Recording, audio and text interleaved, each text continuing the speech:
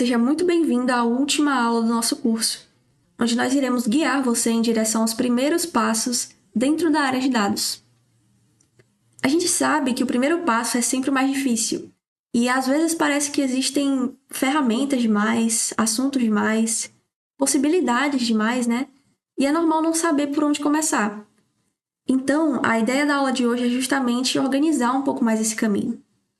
Bom, entrar na área de Business Intelligence e Data Science exige mais do que aprender ferramentas soltas.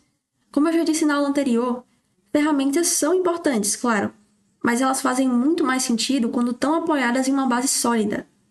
E essa base envolve lógica, análise de dados, pensamento crítico e capacidade de resolver problemas reais de negócio.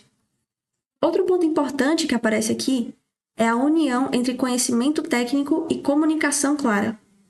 Não basta apenas ter o conhecimento, mas é preciso conseguir expressar ele de forma útil e compreensível, algo que o mercado valoriza muito.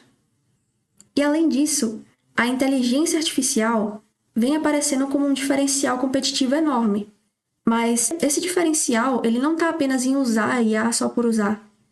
Ele está em saber usar essas ferramentas para automatizar tarefas, acelerar análises e melhorar a produtividade.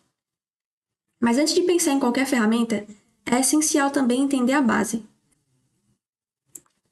Se eu fosse recomendar uma trilha de aprendizado aqui para vocês, eu diria que primeiro você deveria focar na lógica de programação.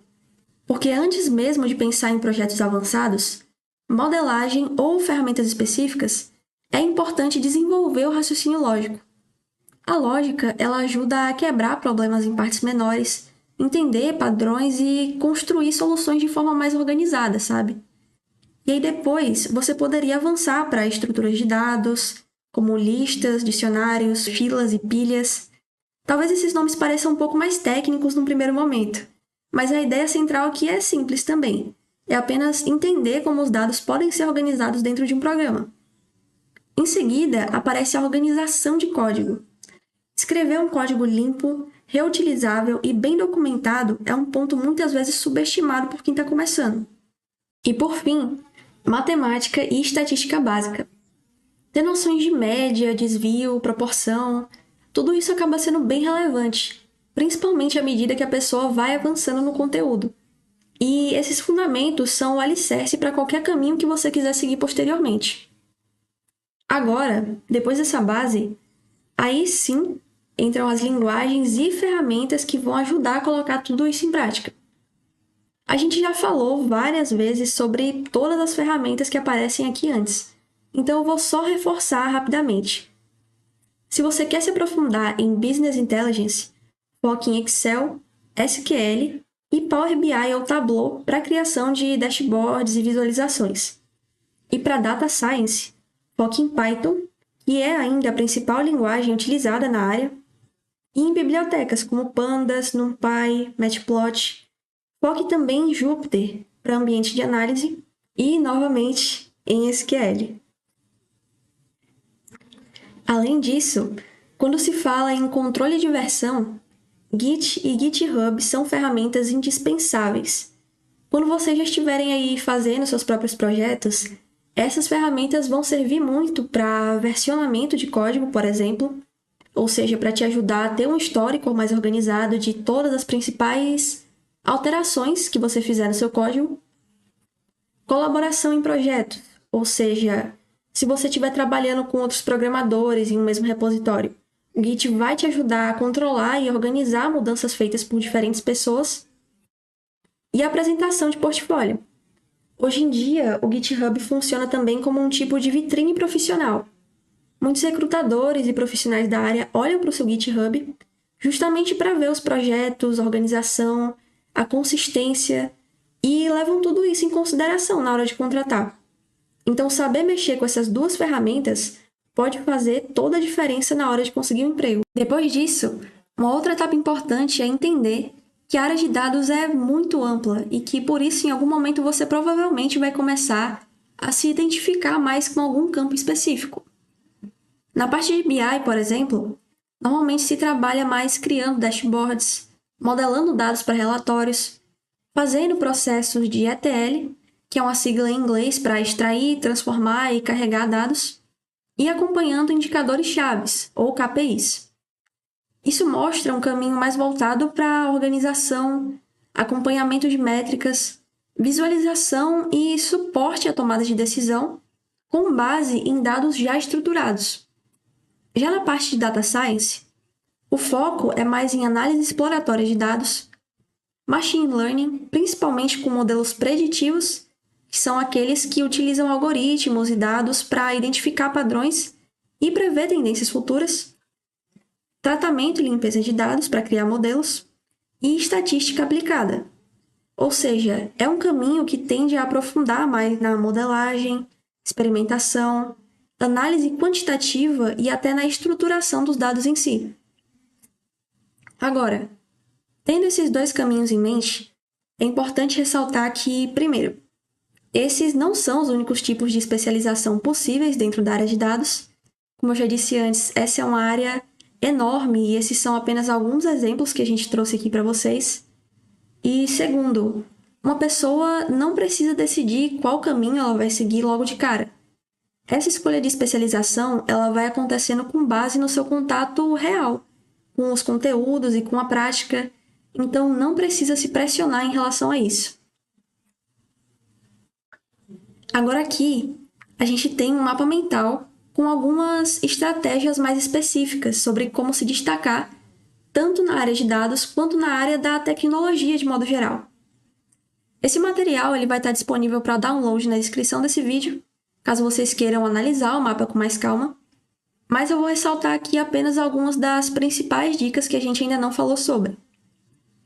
Primeiramente, é muito importante construir um portfólio com projetos reais.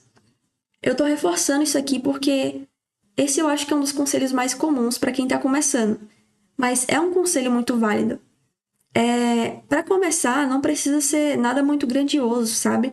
Você pode fazer um projeto mais pessoal, contanto que ele tente resolver um problema concreto, ele tenha qualidade e, acima de tudo, intenção. Porque não adianta de nada tentar só copiar projetos genéricos que você vê por aí. Vale muito mais tentar fazer projetos sobre coisas que você realmente tenha interesse, sabe? Além disso, vou reforçar também a importância do GitHub. Poste seus projetos por lá e poste também com descrições bem detalhadas. Fale sobre as tecnologias utilizadas, sobre o problema resolvido, coloque instruções de execução e até imagens para ilustrar, caso seja necessário. E por fim, tenha um perfil de LinkedIn estratégico. Muitas pessoas subestimam essa dica. Faça seu perfil, coloque uma foto profissional, um título com palavras-chave. Se quiser, faça postagens sobre seus projetos e aprendizados e se conecte com pessoas da sua área de interesse. Porque não só na área de dados, mas na área da tecnologia como um todo, o networking sempre é crucial. E para fechar essa aula, eu quero trazer mais 2 depoimentos curtos de profissionais da área, porque eu acho que eles resumem muito bem várias das ideias que apareceram até aqui. Então, para iniciar, o profissional de Business Intelligence e Análise de Dados, Tom Lessa, disse que daria o seguinte conselho para iniciantes que querem entrar na área. A área tem muita oportunidade para quem tem vontade de aprender. Nunca pare de estudar, se arriscar e analisar dados. Essa é uma frase curta, mas muito impactante porque ela fala de 3 coisas que realmente fazem a diferença no começo: constância, coragem e prática. Então, eu acho que esse é um ditado, um lema, que todo mundo que está começando agora pode levar consigo nessa jornada.